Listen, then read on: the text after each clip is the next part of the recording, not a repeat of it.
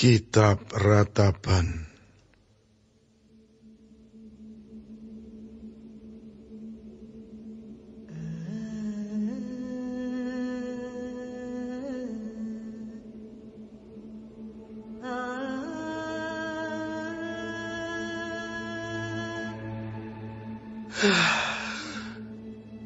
Betapa terpencilnya kota itu, yang dahulu ramai, laksana seorang candala ia, yang dahulu agung di antara bangsa-bangsa, yang dahulu ratu di antara kota-kota, sekarang menjadi jajahan.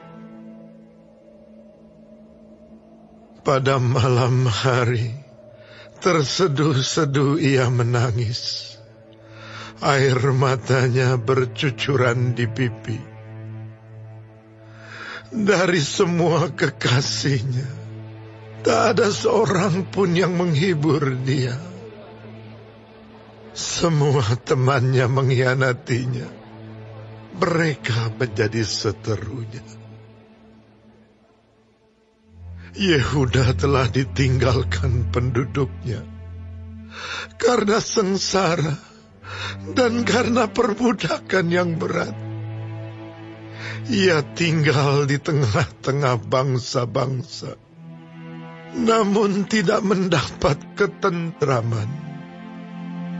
Siapa saja yang menyerang dapat memasukinya pada saat ia terdesak. Jalan-jalan ke Sion diliputi duka cita, karena pengunjung-pengunjung perayaan tiada. Sunyi senyaplah segala pintu gerbangnya. Berkeluh kesahlah imam-imamnya. Bersedih pedih darah-darahnya. Dan ia sendiri pilu hatinya. Lawan-lawan menguasainya. Seteru-seterunya berbahagia. Sungguh, Tuhan membuatnya merana karena banyak pelanggarannya. Kanak-kanaknya berjalan di depan lawan sebagai tawanan. Lenyaplah dari putri Sion segala kemuliaannya. Pemimpin-pemimpinnya bagaikan rusa yang tidak menemukan padang rumput. Mereka berjalan tanpa daya di depan yang mengejarnya. Terkenanglah Yerusalem pada hari-hari sengsara dan penderitaannya, akan segala harta benda yang dimilikinya dahulu kala.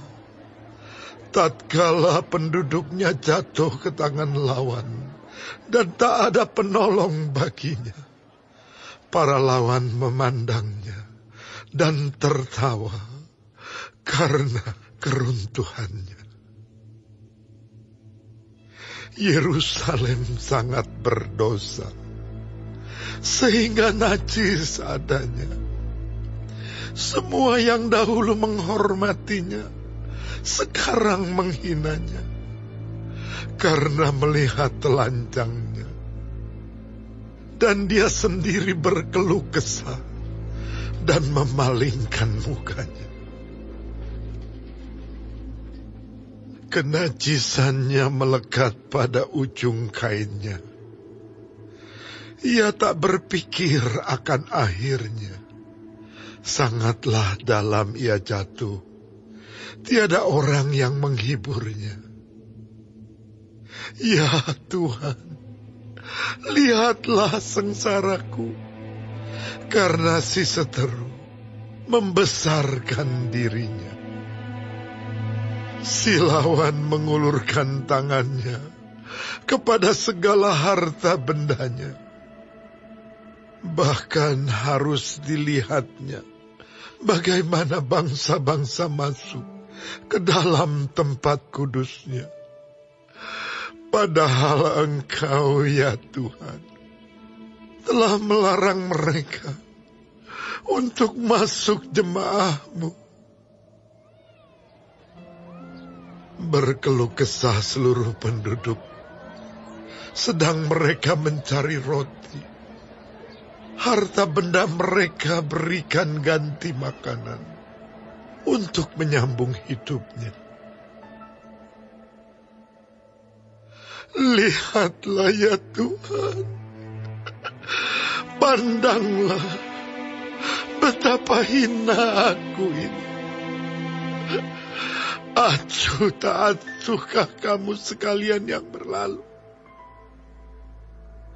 Pandanglah dan lihatlah, apakah ada kesedihan seperti kesedihan yang ditimpakan Tuhan kepadaku, untuk membuat aku merana tatkala murka-Nya menyala-nyala.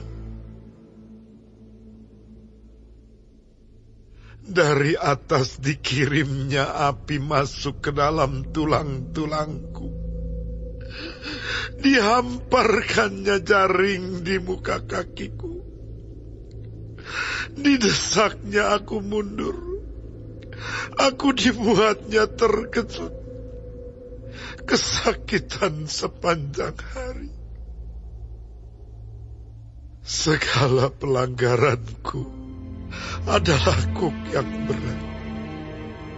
Suatu jalinan yang dibuat tangan Tuhan, yang ditaruh di atas tengkukku, sehingga melumpuhkan kekuatanku. Tuhan telah menyerahkan aku ke tangan orang-orang yang tidak dapat kutentangi. Tuhan membuang semua pahlawanku yang ada dalam lingkunganku. Ia menyelenggarakan pesta menentang aku untuk membinasakan teruna-terunaku. Tuhan telah menginjak-injak putri Yehuda. Darah itu seperti orang mengiring memeras anggur.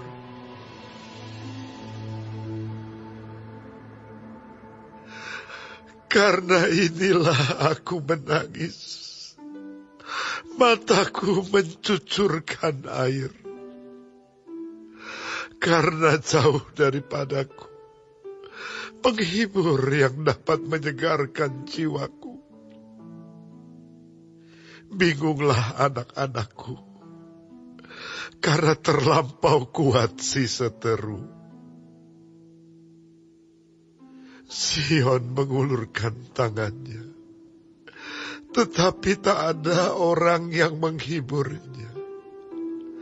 Terhadap Yakub dikerahkan Tuhan tetangga-tetangganya sebagai lawan. Yerusalem telah menjadi najis di tengah-tengah mereka. Tuhanlah yang benar, karena aku telah memberontak terhadap firman-Nya. Dengarlah, hai segala bangsa, dan lihatlah kesedihanku. Darah-darahku dan teruna-terunaku pergi sebagai tawanan. Aku memanggil kekasih-kekasihku, tetapi mereka memperdayakan aku. Imam-imamku dan para tua-tuaku telah mati semuanya di kota, tatkala mencari makan bagi dirinya untuk menyambung hidupnya. Ya Tuhan, lihatlah betapa besar ketakutanku. Betapa gelisah jiwaku. Hatiku terbolak-balik di dalam dadaku. Karena sudah melampaui batas aku memberontak. Di luar, keturunanku dibinasakan oleh pedang.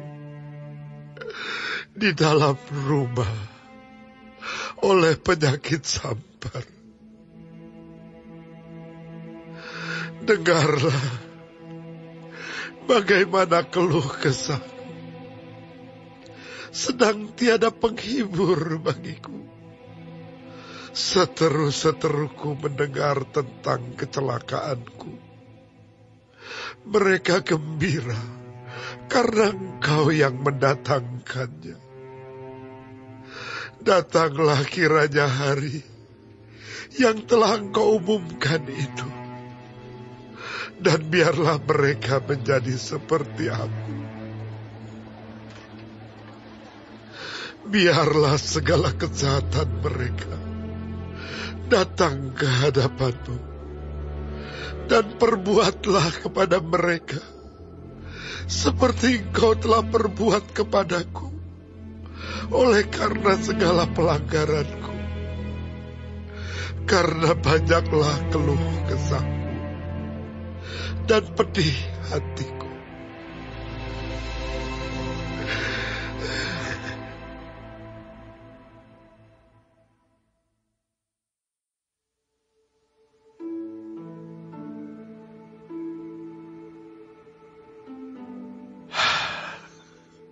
Betapa Tuhan menyelubungi putri Sion dengan awan dalam murkanya.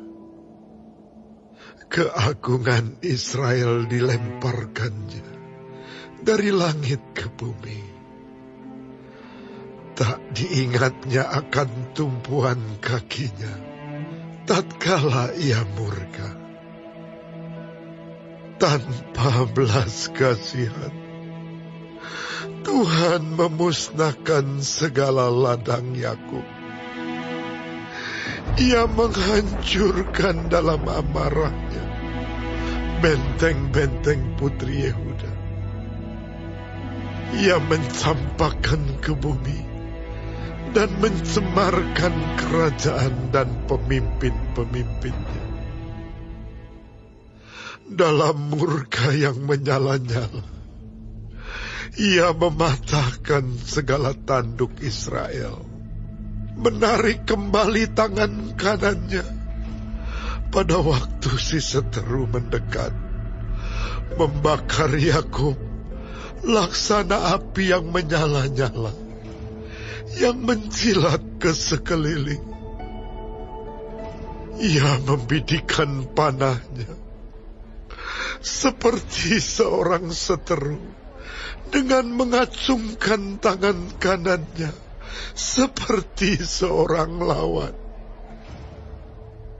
Membunuh segala yang menyenangkan mata dalam kemah putri Sion.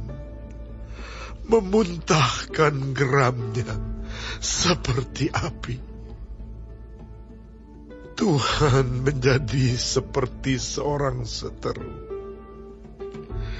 Ia menghancurkan Israel, meremukkan segala purinya, mempuingkan benteng-bentengnya, memperbanyak susah dan kesah pada putri Yehuda. Ia melanda kemahnya seperti kebun, menghancurkan tempat pertemuannya. Di Sion, Tuhan menjadikan orang lupa akan perayaan dan Sabat, dan menolak dalam kegeraman murkanya raja dan imam.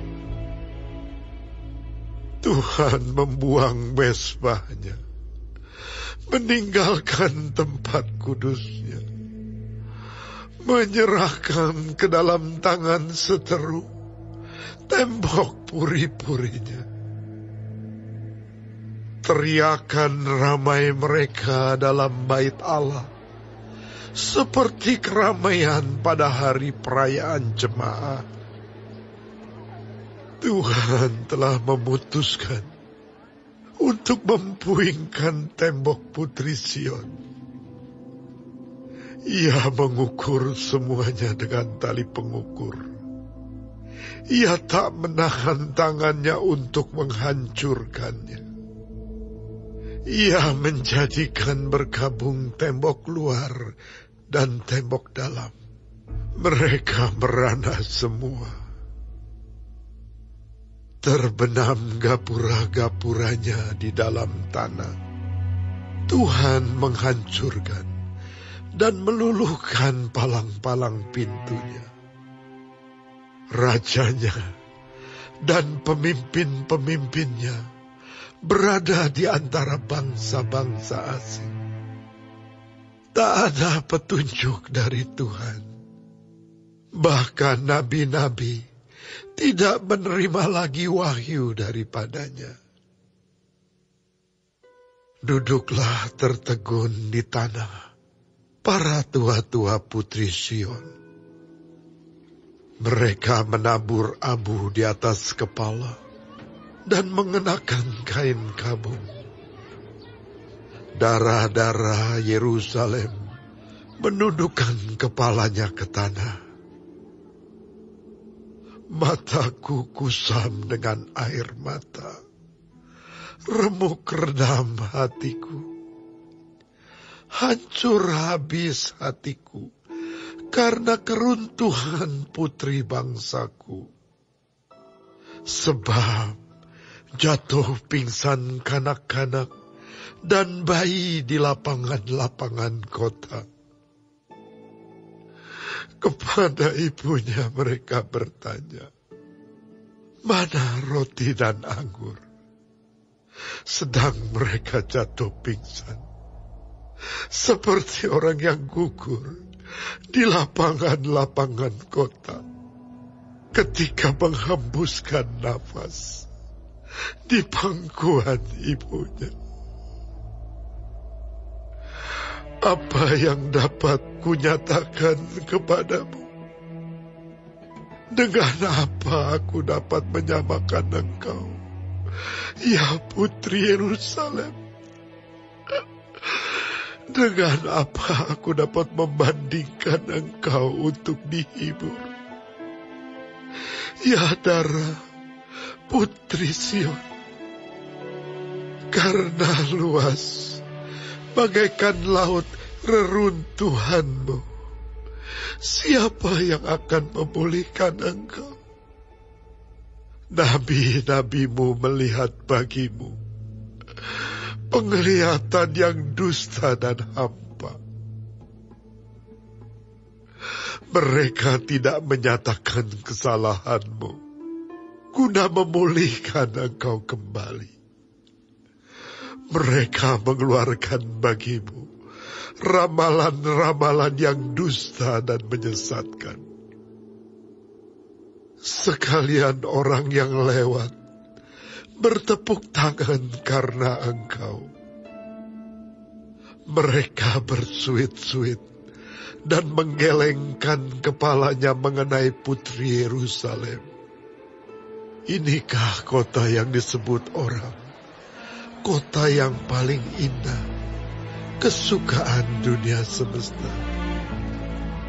Terhadap engkau, semua seteru mengangakkan mulutnya. Mereka bersuit-suit dan menggertakkan giginya. Kami telah memusnahkannya, kata mereka. Nah, inilah harinya yang kami nanti-nantikan. Kami mengalaminya, kami melihatnya. Tuhan telah menjalankan yang dirancangkannya. Ia melaksanakan yang difirmankannya, yang diperintahkannya dahulu kala. Ia merusak tanpa belas kasihan. Ia menjadikan si seteru senang atas kamu. Ia meninggikan tanduk lawan-lawanmu. Berteriaklah kepada Tuhan dengan nyaring. Hai putri Sion, cucurkanlah air mata, bagaikan sungai siang dan malam. Janganlah kau berikan dirimu istirahat, janganlah matamu tenang. Bangunlah, mengeranglah pada malam hari, pada permulaan giliran jaga malam. Curahkanlah isi hatimu, bagaikan air di hadapan Tuhan. Angkatlah tanganmu kepadanya, demi hidup anak-anakmu yang jatuh pingsan karena lapar di ujung-ujung jalan.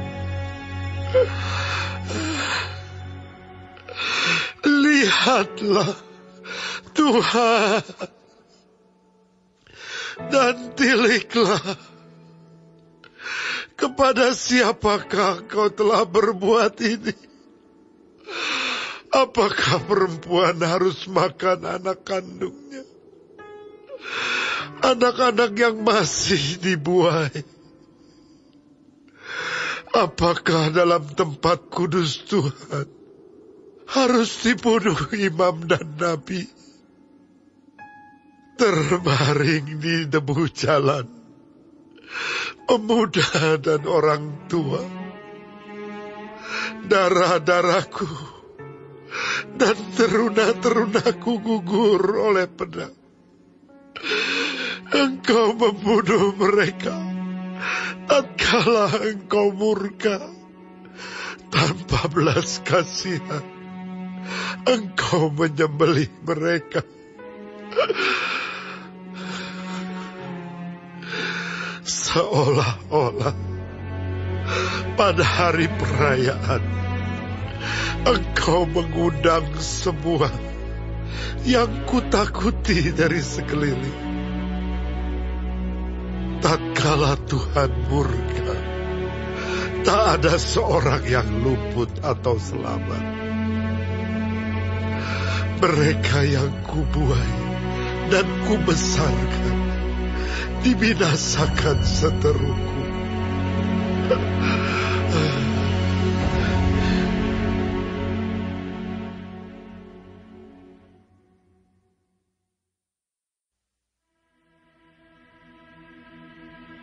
Untuk pemimpin biduan, menurut Yedutun, Mazmur Asaf. Aku mau berseru-seru dengan nyaring kepada Allah. Dengan nyaring kepada Allah, supaya Ia mendengarkan aku. Pada hari kesusahanku, aku mencari Tuhan. Malam-malam tanganku terulur dan tidak menjadi lesu. Jiwaku enggan dihiburkan. Apabila aku mengingat Allah, maka aku mengerang. Apabila aku merenung, makin lemah lesulah semangatku. Selah. Engkau membuat mataku tetap terbuka. Aku gelisah, sehingga tidak dapat berkata-kata. Aku memikir-mikir hari-hari zaman purbakala. Tahun-tahun zaman dahulu aku ingat. Aku sebut-sebut pada waktu malam dalam hatiku. Aku merenung, dan rohku mencari-cari. Untuk selamanyakah Tuhan menolak dan tidak kembali bermurah hati lagi? Sudah lenyapkah untuk seterusnya kasih setianya? Telah berakhirkah janji itu berlaku turun-temurun? Sudah lupakah Allah menaruh kasihan? Ditutupnyakah rahmatnya karena murkanya? Selah. Maka kataku, inilah yang menikam hatiku, bahwa tangan kanan yang maha tinggi berubah. Aku hendak mengingat perbuatan-perbuatan Tuhan. Ya, aku hendak mengingat keajaiban-keajaiban-Mu dari zaman purbakala. Aku hendak menyebut-nyebut segala pekerjaan-Mu dan merenungkan perbuatan-perbuatan-Mu. Ya Allah, jalan-Mu adalah kudus. Allah manakah yang begitu besar seperti Allah kami? Engkaulah Allah yang melakukan keajaiban. Engkau telah menyatakan kuasa-Mu di antara bangsa-bangsa. Dengan lengan-Mu, Engkau telah menebus umat-Mu, Bani Yakub dan Bani Yusuf. Selah. Air telah melihat Engkau, ya Allah. Air telah melihat Engkau lalu menjadi gentar. Bahkan samudra raya gemetar. Awan-awan mencurahkan air. Awan gemawan bergemuruh. Bahkan anak-anak panah-Mu berterbangan. Deru guntur-Mu menggelinding. Kilat-kilat menerangi dunia. Bumi gemetar dan bergoncang. Melalui laut jalan-Mu, dan lorong-Mu melalui muka air yang luas. Tetapi jejak-Mu tidak kelihatan. Engkau telah menuntun umat-Mu dengan perantaraan Musa dan Harun.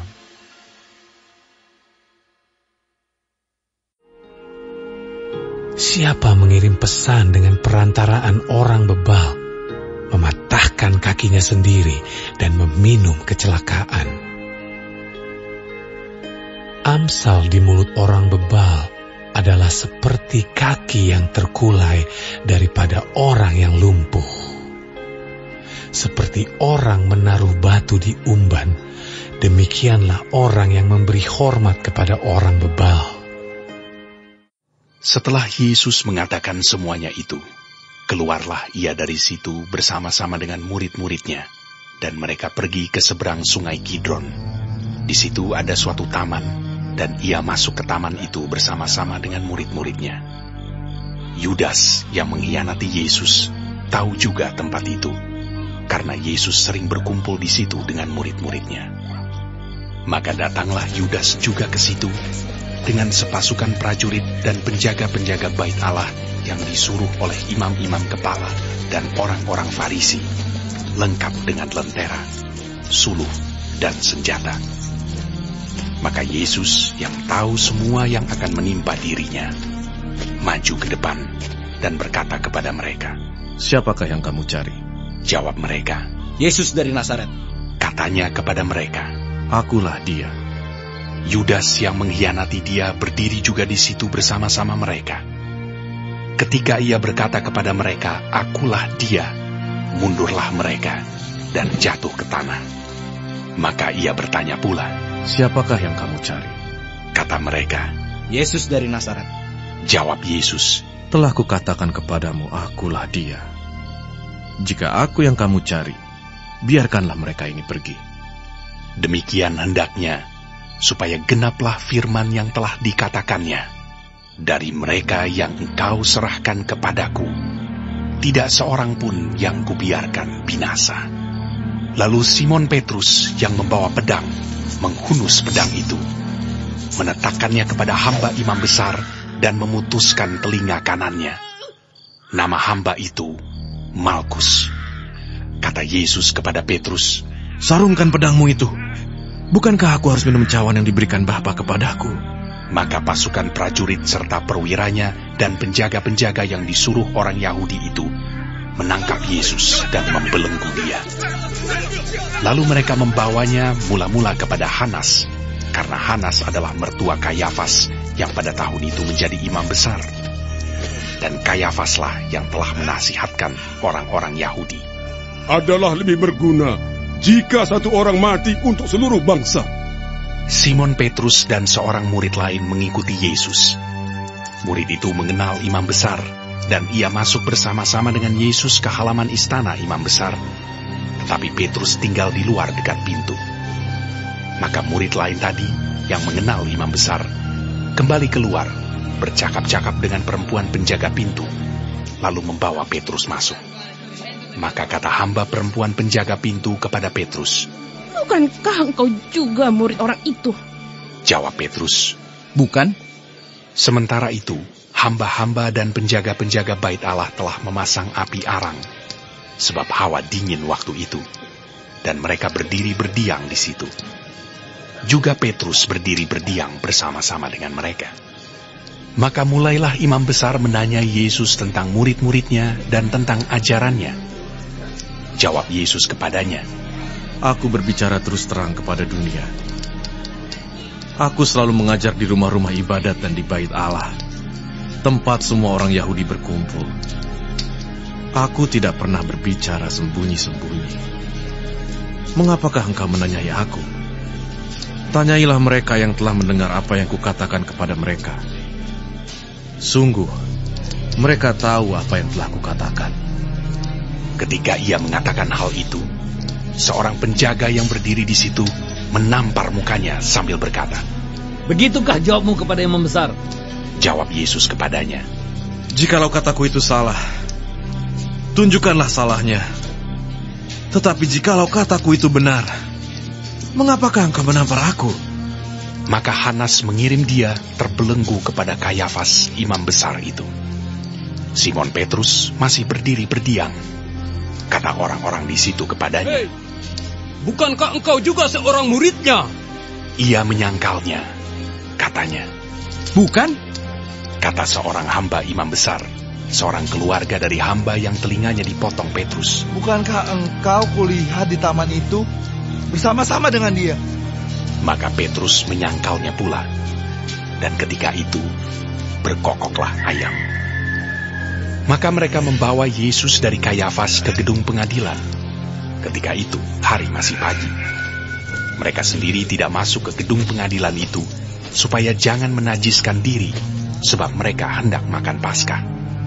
Sebab itu, Pilatus keluar mendapatkan mereka dan berkata, "Apakah tuduhan kamu terhadap orang ini?"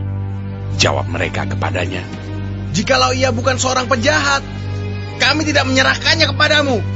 Kata Pilatus kepada mereka, "Ambillah dia dan hakimilah dia menurut hukum Tauratmu." Kata orang-orang Yahudi itu, Kami tidak diperbolehkan membunuh seseorang. demikian hendaknya supaya genaplah firman Yesus yang dikatakannya untuk menyatakan bagaimana caranya ia akan mati. Maka kembalilah Pilatus ke dalam gedung pengadilan, lalu memanggil Yesus dan bertanya kepadanya, "Engkau inikah raja orang Yahudi?" Jawab Yesus, Apakah engkau katakan hal itu dari hatimu sendiri? Atau adakah orang lain yang mengatakannya kepadamu tentang aku? Kata Pilatus, "Apakah aku seorang Yahudi? Bangsamu sendiri dan imam-imam kepala yang telah menyerahkan engkau kepadaku. Apakah yang telah engkau perbuat?" Jawab Yesus, Kerajaanku bukan dari dunia ini. Jika kerajaanku dari dunia ini, pasti hamba-hambaku telah melawan, supaya aku jangan diserahkan kepada orang Yahudi. Akan tetapi, kerajaanku bukan dari sini. Maka kata Pilatus kepadanya, "Jadi engkau adalah raja?" Jawab Yesus, Engkau mengatakan bahwa aku adalah raja. Untuk itulah aku lahir, dan untuk itulah aku datang ke dalam dunia ini, supaya aku memberi kesaksian tentang kebenaran. Setiap orang yang berasal dari kebenaran mendengarkan suaraku. Kata Pilatus kepadanya, "Apakah kebenaran itu?" Sesudah mengatakan demikian, Keluarlah Pilatus lagi mendapatkan orang-orang Yahudi dan berkata kepada mereka, Aku tidak mendapati kesalahan apapun padanya. Tetapi pada kamu ada kebiasaan bahwa pada Paskah aku membebaskan seorang bagimu. Maukah kamu supaya aku membebaskan raja orang Yahudi bagimu? Mereka berteriak pula, Jangan dia, melainkan Barabas. Barabas adalah seorang penyamun.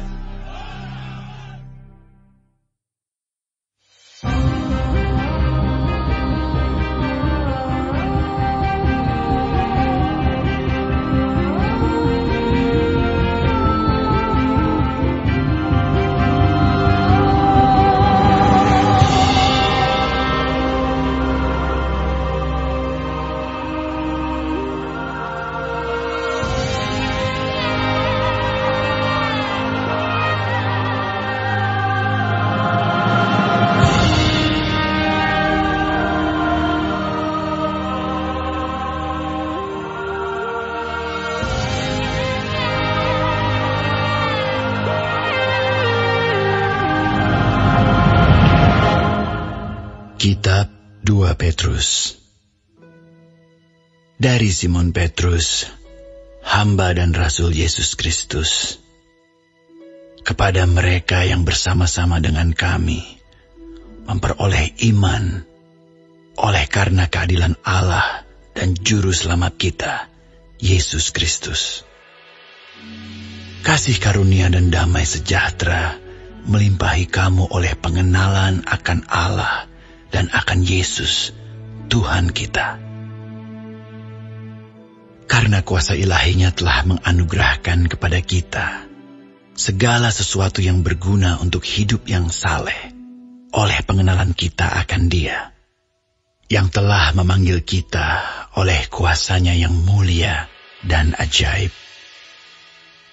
Dengan jalan itu Ia telah menganugerahkan kepada kita janji-janji yang berharga dan yang sangat besar, supaya olehnya kamu boleh mengambil bagian dalam kodrat ilahi dan luput dari hawa nafsu duniawi yang membinasakan dunia. Justru karena itu kamu harus dengan sungguh-sungguh berusaha untuk menambahkan kepada imanmu kebajikan, dan kepada kebajikan pengetahuan, dan kepada pengetahuan penguasaan diri, kepada penguasaan diri ketekunan, dan kepada ketekunan kesalehan, dan kepada kesalehan kasih akan saudara-saudara, dan kepada kasih akan saudara-saudara kasih akan semua orang. Sebab apabila semuanya itu ada padamu dengan berlimpah-limpah, kamu akan dibuatnya menjadi giat dan berhasil dalam pengenalanmu akan Yesus Kristus, Tuhan kita. Tetapi barang siapa tidak memiliki semuanya itu, ia menjadi buta dan picik, karena ia lupa bahwa dosa-dosanya yang dahulu telah dihapuskan. Karena itu saudara-saudaraku, berusahalah sungguh-sungguh, supaya panggilan dan pilihanmu makin teguh. Sebab jikalau kamu melakukannya, kamu tidak akan pernah tersandung. Dengan demikian kepada kamu akan dikaruniakan hak penuh untuk memasuki kerajaan kekal, yaitu kerajaan Tuhan dan Juru Selamat kita, Yesus Kristus. Karena itu aku senantiasa bermaksud mengingatkan kamu akan semuanya itu, sekalipun kamu telah mengetahuinya dan telah teguh dalam kebenaran yang telah kamu terima. Aku menganggap sebagai kewajibanku untuk tetap mengingatkan kamu akan semuanya itu, selama aku belum menanggalkan kemah tubuhku ini. Sebab aku tahu bahwa aku akan segera menanggalkan kemah tubuhku ini, sebagaimana yang telah diberitahukan kepadaku oleh Yesus Kristus, Tuhan kita. Tetapi aku akan berusaha supaya juga sesudah kepergianku itu, kamu selalu mengingat semuanya itu. Sebab kami tidak mengikuti dongeng-dongeng isapan jempol manusia, ketika kami memberitahukan kepadamu kuasa dan kedatangan Tuhan kita Yesus Kristus sebagai Raja. Tetapi kami adalah saksi mata dari kebesarannya. Kami menyaksikan bagaimana ia menerima kehormatan dan kemuliaan dari Allah Bapa ketika datang kepadanya suara dari Yang Maha Mulia yang mengatakan, "Inilah anak yang kukasihi, kepadanyalah aku berkenan." Suara itu kami dengar datang dari sorga ketika kami bersama-sama dengan Dia di atas gunung yang kudus. Dengan demikian kami makin diteguhkan oleh firman yang telah disampaikan oleh para nabi. Alangkah baiknya kalau kamu memperhatikannya, sama seperti memperhatikan pelita yang bercahaya di tempat yang gelap, sampai fajar menyingsing dan bintang timur terbit bersinar di dalam hatimu. Yang terutama harus kamu ketahui, ialah bahwa nubuat-nubuat dalam kitab suci tidak boleh ditafsirkan menurut kehendak sendiri. Sebab tidak pernah nubuat dihasilkan oleh kehendak manusia, tetapi oleh dorongan Roh Kudus, orang-orang berbicara atas nama Allah.